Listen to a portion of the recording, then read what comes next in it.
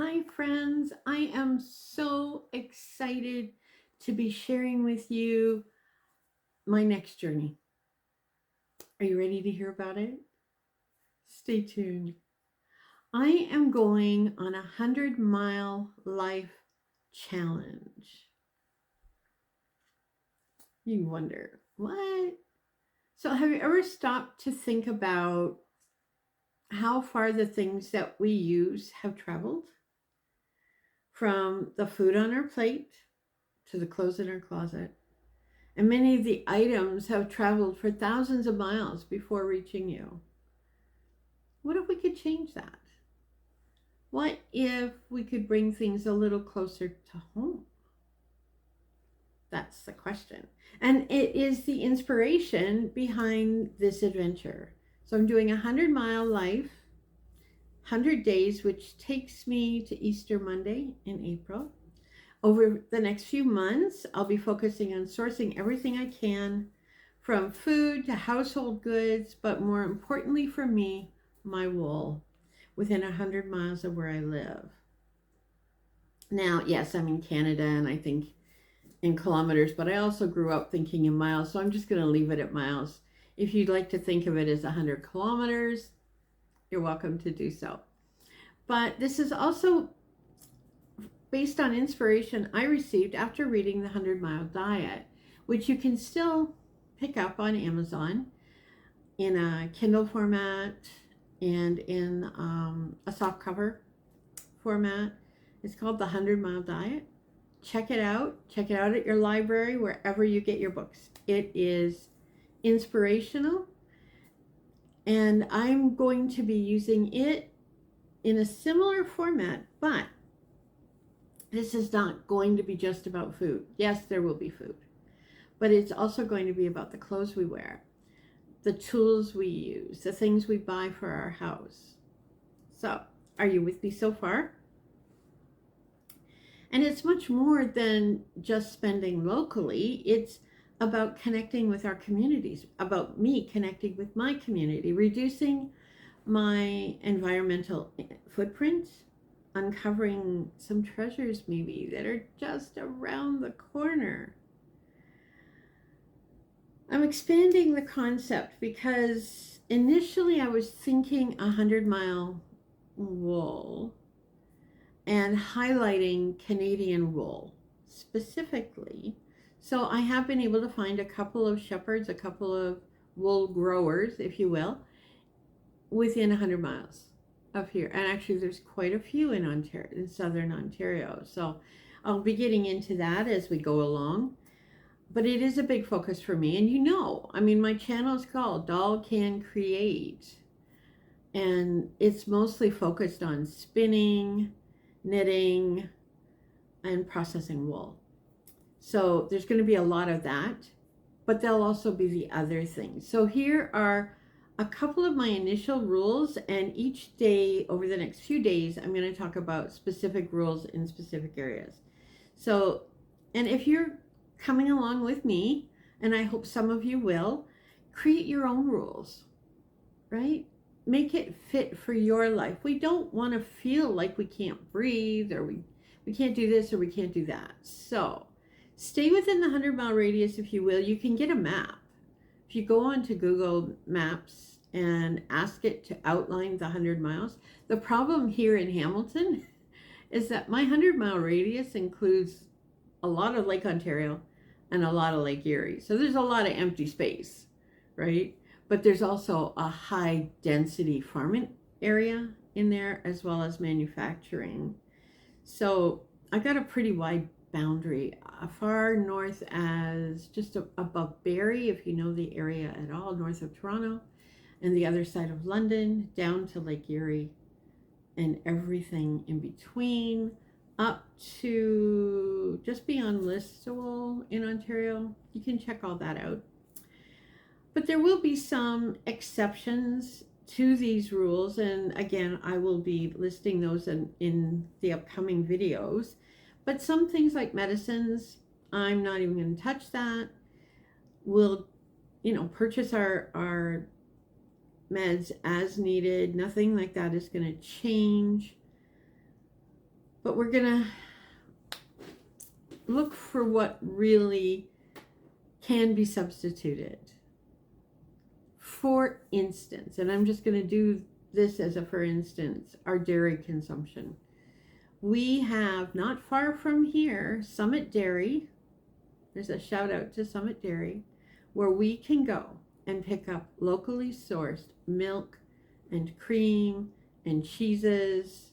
We can also pick those up at a local grocery store because they bring them in. I can also get them delivered if I wanted them delivered. So something on that. This process is also going to be focused on learning, on educating myself. One of the things I looked at yesterday when I was researching was eggs. How do I know where my eggs are coming from? So there's a couple of egg producers within 100 miles. They ship everywhere, but most of the local grocery stores have them. But I'm also going to look for a local farm who has farm gate eggs. And I don't think it's going to be that hard. I don't. As far as my wool goes, I'm in the middle of an area where there's abundance of sheep and shepherds. Maybe they don't all sell their product, but I'm going to step into that and see what I can find. So what can you expect over the next few days? And I've got some things written down here because I don't want to forget anything. So excuse me if I look down from time to time, because normally I try to look at you because you're wonderful.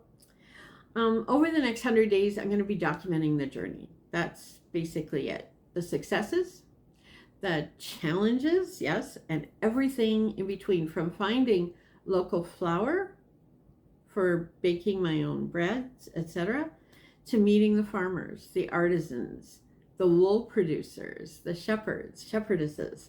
There'll be no shortage of stories, I'm sure. I'll also offer some tips and some tricks for anyone who wants to try living locally. It's winter. It's a hard time, right? Winter is known as a hard time for people. And I mean, in today's world, we can get our groceries delivered. We can go and get whatever we want. We can get oranges and bananas and strawberries and all these things that aren't even produced in the country, let alone 100 mile. So there's a few tips and tricks I'm going to share with you. And it's whether it's sourcing just one meal a week from local producers or supporting a local farmer. Even our small steps can make a difference. Wouldn't you agree with that? I think so. And why does it even matter? Well, in this day and age and in our economy, I think it's important to support our local businesses. Help them to remain open. So many businesses close during tough times, and especially since the pandemic, businesses have been struggling to come back. Many have closed. Another thing to think about when I'm choosing what I'm doing is to reduce the environmental impact. Local goods often require less transportation, cutting down on greenhouse gas emissions. So for me, it will also be looking at, am I going to take my car here to get this, or am I going to have them deliver it? So there's kind of ups and downs with all this, but we'll get into that. We'll also get into what it's like to be living seasonally.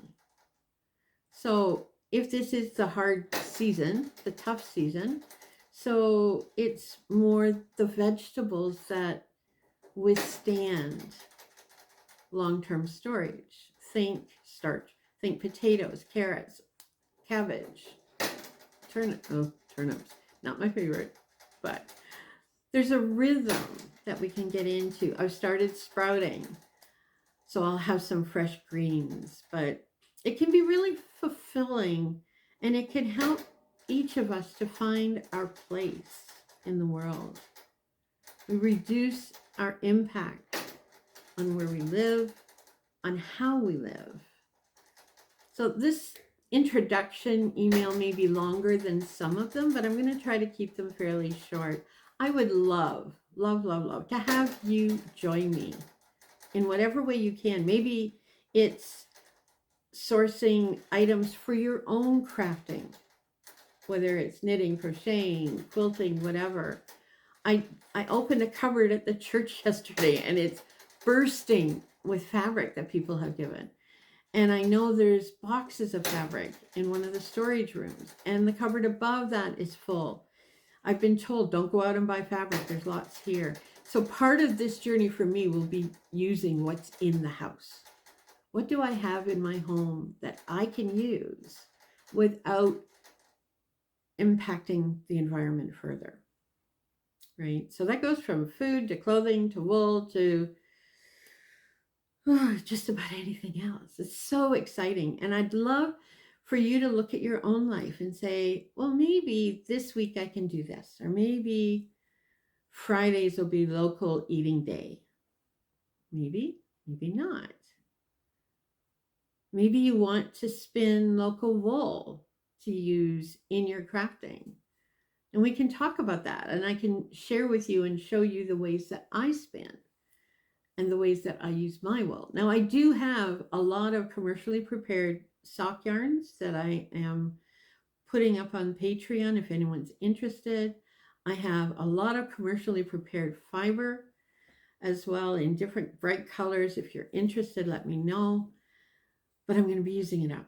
I am going to be using it up, and I'm going to say, look, this is where I am now, and this is where I want to be.